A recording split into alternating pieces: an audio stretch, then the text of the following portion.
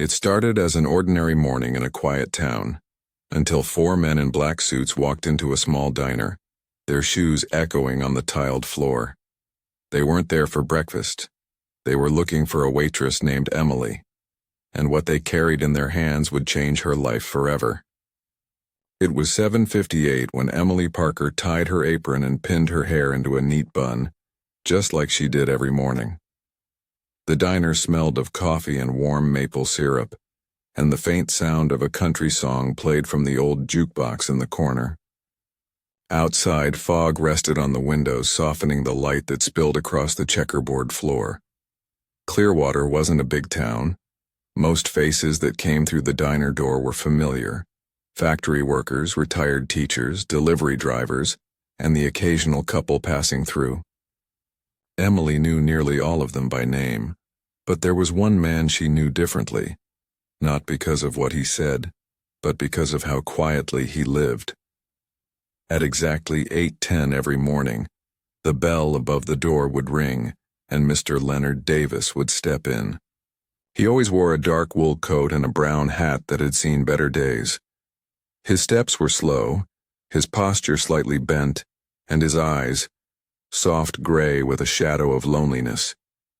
He'd sit by the window, order black coffee and a single slice of buttered toast, and spend the next hour watching life move outside. Emily was 24, working 2 jobs and caring for her younger sister after their parents passed away in a car accident. Her life had lost its color long before she met Leonard. But somehow, his quiet presence brought something gentle into her days, a kind of peace that didn't demand anything. At first, she treated him like any other customer. But as the weeks passed, she noticed small things: how he winced slightly when reaching for his cup, how his coat sleeve hit a hand that trembled, how he always left an exact tip, $1, folded perfectly in half. Something about him tugged at her heart, and before long she started greeting him with his coffee ready before he sat down. She didn't know why she cared so much. Maybe it was because, like her, he seemed to be holding on to life in quiet, fragile ways. Mr. Davis had a voice that sounded like an old record. Slow, careful, with pauses that carried memories he never spoke of. He rarely said more than a few words, but every so often, when Emily asked how he was, he'd smile faintly and say, "Still here, I suppose." Most customers barely noticed him, but Emily did. She saw how he watched the young couples laugh, how his eyes softened when he saw kids running past the window. One rainy morning, as she refilled his cup, she noticed the edge of a photograph peeking out from his wallet, a woman smiling beside a lake. "Your wife?" she asked gently. He nodded, eyes fixed on the picture. 52 years. She loved breakfast by the window, said it made the world look kinder. Then he looked at Emily and said, "You remind me of her, always smiling at strangers." The words lingered with Emily all day. No one had ever told her she reminded them of kindness before. When the lunch rush hit, she barely had time to breathe. Plates clattered, orders shouted, coffee poured endlessly. But even in the chaos, she found herself glancing at his booth, checking if he needed anything. That night, when the diner finally emptied and the hum of the neon sign was all that remained, Emily sat alone in his booth for a moment. She placed her hands around the coffee cup he'd used, still faintly warm, and whispered to no one, "See you tomorrow, Mr. Davis." It became their unspoken promise. Emily's life outside the diner was harder than she let anyone see. She lived in a small apartment on the edge of town with her 16-year-old sister, Lily. Their refrigerator was often half empty, and their bills were stacked like a silent mountain on the kitchen counter. Every night Emily would return home exhausted, her fingers sore, her feet aching. But she'd still find the strength to cook something simple for Lily, listen to her school stories, and smile like everything was fine. Lily, though, was smart enough to know it wasn't. One evening, as they sat by the small heater, Lily asked softly, "Em, do you ever get tired of being strong?" Emily looked at her sister for a long moment before replying, "Every day." Then she smiled weakly. "But someone has to keep us going." At the diner, Mr. Davis became her quiet companion through the heaviness of those days. She didn't tell him much, just little pieces of her life between pouring coffee and wiping tables. But somehow, he understood more than she said. One morning, when she looked more tired than usual, he slid a folded napkin across the table. Inside, written in shaky handwriting, were the words, "You can rest here sometimes, too." She didn't know what he meant exactly, but when she read it, her chest tightened. Because somehow she did rest there, in his quiet presence, in the shared silence between two people holding their worlds together. The first snowfall came early that year. The diner's windows fogged with warmth as the world outside turned white. Mr. Davis still came every morning, though his steps were slower now and his hands shook more when lifting his cup. Emily started cutting his toast for him quietly, pretending it was nothing. She'd wrap his scarf tighter before he left, scolding him like a daughter might. He'd just chuckle softly and say, "Bossy as ever, Miss Emily." But one morning, the bell above the door never rang. His booth stayed empty. At first she thought maybe he'd overslept, or the snow had kept him home. But when a week passed and still no sign of him, worry took over. She asked around, checked the local hospital, and when she finally got through, a nurse confirmed he'd been admitted after a bad fall at home. On her short break, Emily ran through the snow to the hospital, her apron still on. When she walked into his room, Mr. Davis looked up and surprised, then grateful. "No one comes for me," he whispered. "Well," she smiled, setting a small paper bag on his tray. "Then I guess you're stuck with me." Inside was as usual, a slice of toast and a cup of diner coffee. That day the nurses whispered about the young waitress who visited the old man who had no one. Emily didn't do it for attention. She did it because something in her heart told her he would have done the same for her if the roles were reversed. After 2 weeks, Mr. Davis returned to the diner. His movements were slower, his coat a bit looser on his frail body. But his smile, it was brighter than Emily had ever seen. When she saw him walk in, she ran to him, helping him to his booth as if it were sacred ground. "You scared me," she said, half laughing, half tearing up. "Didn't mean to," he replied softly. "But I wasn't going anywhere without saying goodbye first." She frowned. "Goodbye?" He chuckled faintly. "Just in case." That day, he ate his toast slowly, as if memorizing every bite. When he left, he pressed something into her hand, a small coin old and worn. "Keep this," he said. "It's lucky. Found it the day I met my wife." Emily smiled, clutching it tightly. "Then I'll keep it safe." And she did. For weeks after, things felt almost normal again. But there was something in his eyes she couldn't shake, a distant calm like someone quietly preparing to leave. She didn't know that this would be the last winter she'd ever serve him coffee.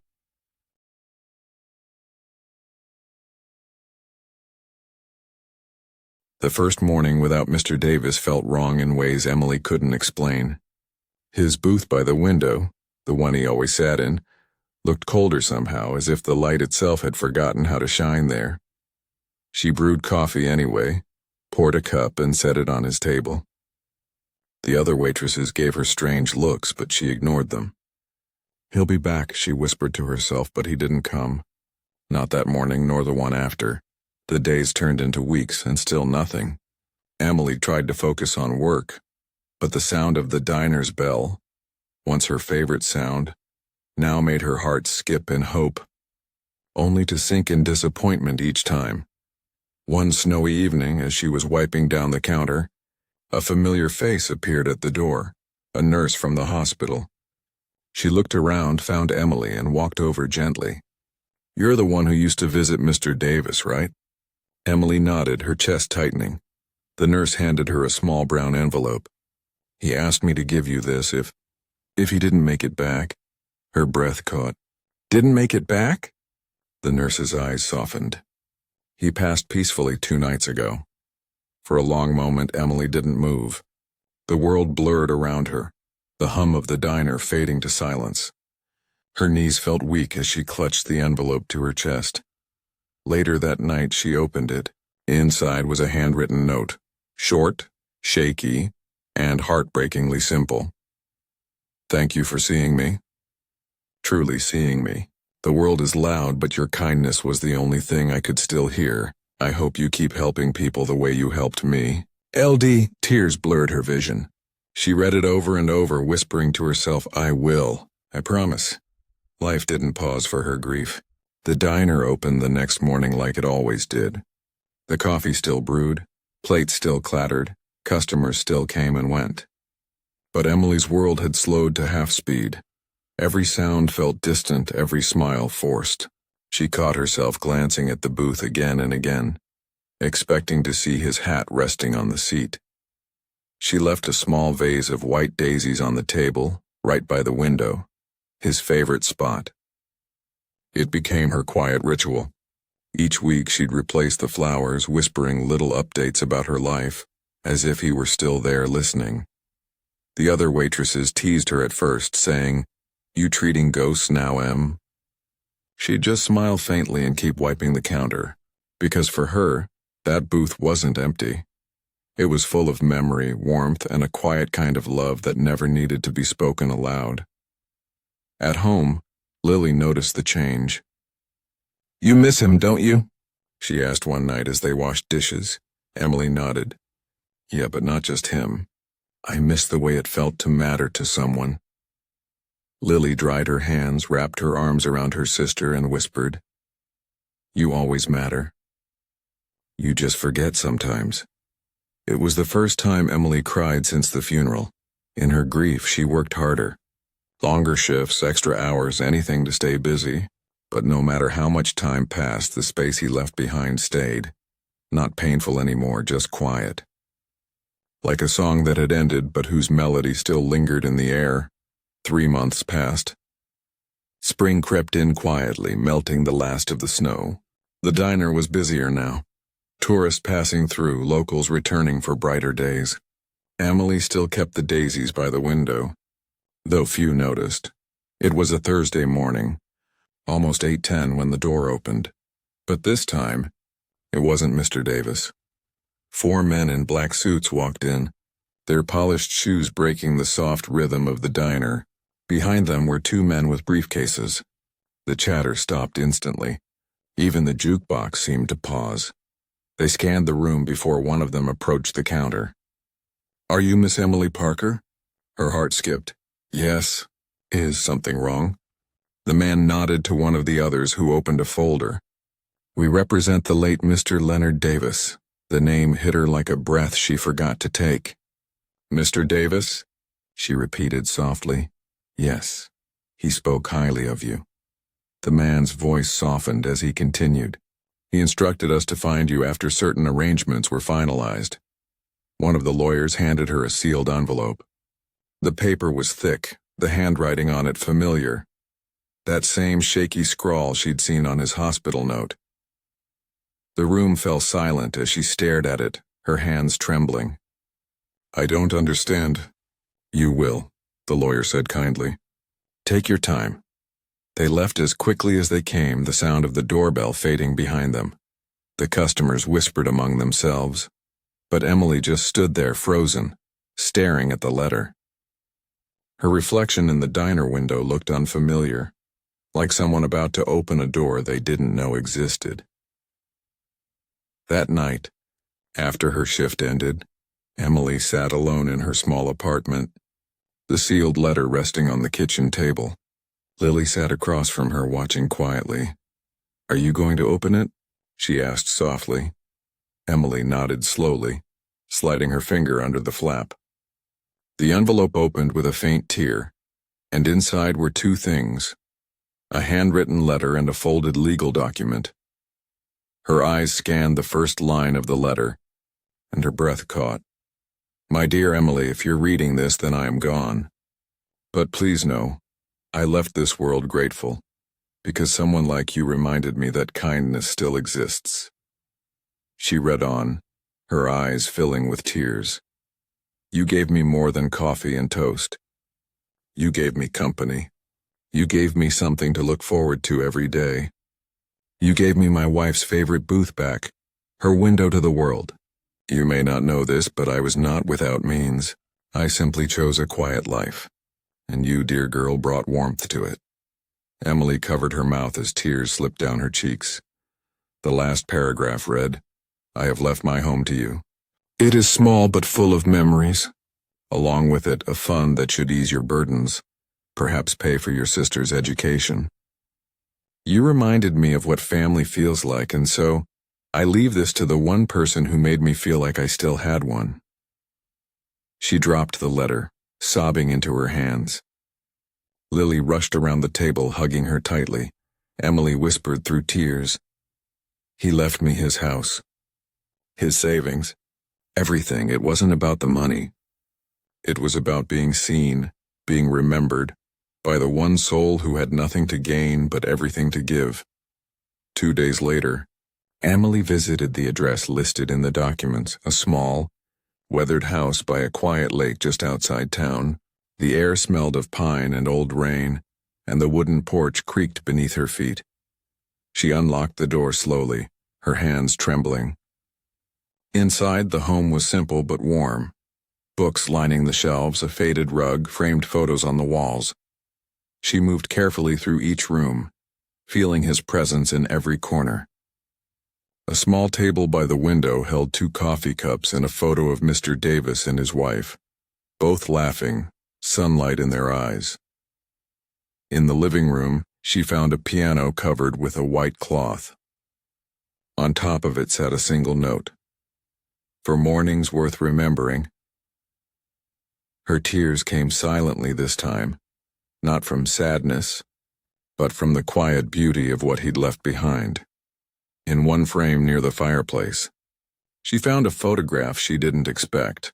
Her and Mr. Davis sitting in the diner, both smiling.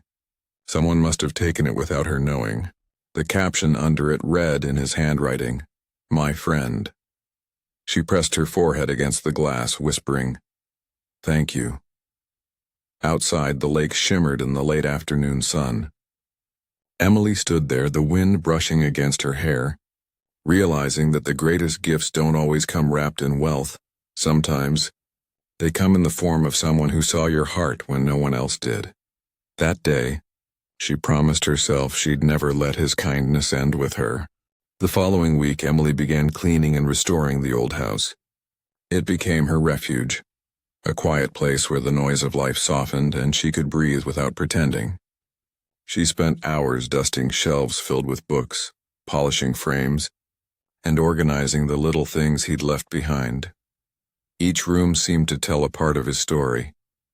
The piano bench where his wife once played, the garden she must have tended, the stack of letters bundled with a ribbon. She opened one, her eyes tracing the faded ink. It was a love letter written decades ago. "The mornings are my favorite because you're in them." Emily smiled through tears. That same tenderness lived in everything he'd done, including what he'd done for her. She started bringing Lily there on weekends. Together, they cooked in the small kitchen, watched the sunset from the porch, and for the first time in years, life felt calm. Emily even began playing old records from his collection, soft jazz, the kind he probably listened to on rainy mornings. One afternoon, as she wiped the window pane overlooking the lake, she whispered, "I hope you can see this. Mr. Davis," and somehow she felt like he could. The house wasn't just a gift. It was a message, a reminder that goodness, when shared, never really disappears. It lingers quietly, like sunlight after a storm, News of what had happened spread through Clearwater. For weeks, people whispered about the waitress who had inherited the old man's house. Some were kind, others skeptical. "Must be nice," one coworker muttered under her breath. But Emily didn't mind. She'd learned that people only see the ending, not the countless mornings of kindness that led there. The diner began to feel different too. Customers noticed the daisies by the window, the way she always smiled a little softer when she passed that booth. Some even started leaving small tips folded the way Mr. Davis used to, $1 perfectly halved. One morning, a little boy came in with his mother and pointed to the booth. "Can we sit there?" he asked. Emily hesitated, then smiled. Of course. As she poured their coffee and milk, she felt something shift. The booth that once belonged to grief now belonged to new beginnings, to laughter, life, and warmth again. Later that day, she found an old man struggling with his coat at the door. Without thinking, she rushed to help him, just like she used to with Mr. Davis. The man smiled, surprised. "Thank you, dear. Not many stop to help anymore." Emily smiled softly. "Someone once did it for me." And in that moment she realized, kindness doesn't end with a person. It continues through the hearts they've touched. Months later, Emily met with the lawyer again to finalize the remaining documents. That's when she learned the full extent of what Mr. Davis had left behind. Beyond the house and the savings, he had also created a small trust, labeled the Grace Fund. It was meant for young people in Clearwater who couldn't afford education, but had shown compassion or community service. The description read, "For those who see others before themselves." Emily stared at the paper, speechless. Lily, now preparing for college, would be the first recipient. But Emily decided the fund shouldn't stop there. With the lawyer's help, she set up a small donation box at the diner counter right beside the register. The sign above it read, "In memory of Leonard Davis, for mornings worth remembering." Customers began dropping in coins, dollars, even notes of gratitude. Some shared their own stories of kindness. A neighbor who brought soup when they were sick, a teacher who believed in them, a stranger who smiled when the world felt heavy.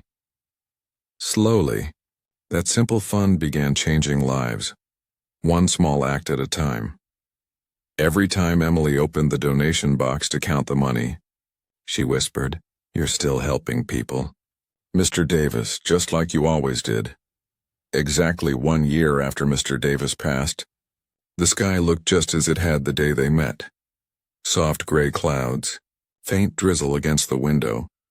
Emily arrived early carrying a bouquet of fresh daisies. She placed them gently in the vase at his booth, then sat down with her own cup of coffee. For a while she said nothing. The world outside moved as it always did, cars passing, people hurrying to work. But for her, time slowed. She whispered softly, "You know, I still make your toast the same way. And the new cook keeps burning the eggs, and you'd hate that." She smiled through tears. "I hope you're somewhere warm, with her." As she spoke, sunlight broke through the clouds and spilled through the diner window, lighting up the daisies until they almost glowed. Emily closed her eyes, and for a heartbeat she swore she could feel him there. The faint scent of coffee, the quiet warmth of his presence. A single tear rolled down her cheek. Not of sadness, but of peace. When she opened her eyes, the booth didn't look empty anymore. It looked full, of memory, kindness, and something eternal. Years later, Emily still worked at the diner, now as its manager.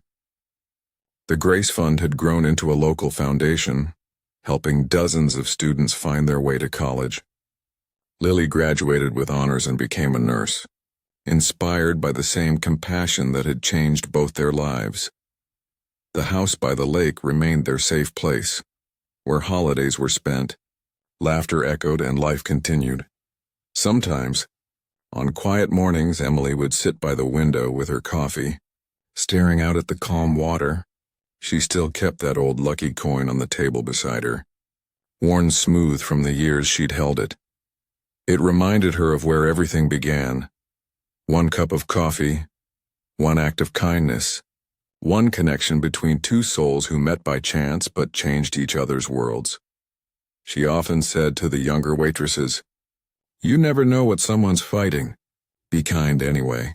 It costs nothing, but it can mean everything."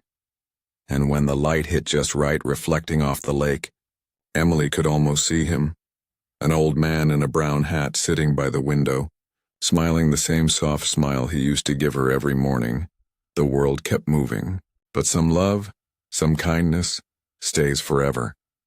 If this story touched your heart, please like this video, share it with someone who believes in kindness, and subscribe to Kindness Thread. Every small act matters more than you think. Tell us in the comments, who was the Mr. Davis in your life? Let's keep their memory alive together.